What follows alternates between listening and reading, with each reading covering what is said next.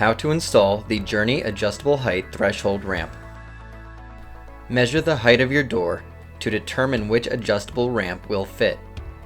Select the proper size of Journey ramp. They are available in multiple heights.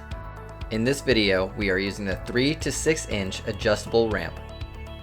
Adjust the height of the ramp by either screwing in the legs or cutting them if necessary. If cutting, be sure to bottom out the lock nut, make the cut, and remove the lock nut to repair the threads. There are 2 ways to connect your ramp to your threshold. The first method we are showing is installation using the top transition plate or TTP. Check that the TTP fits at the door, then snap it into place. Be careful because this step is not reversible. Secure the threshold to the house with low-profile screws through the TTP.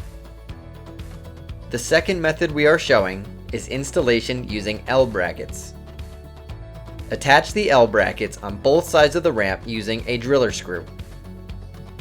Then, screw the ramp into the threshold through the L brackets.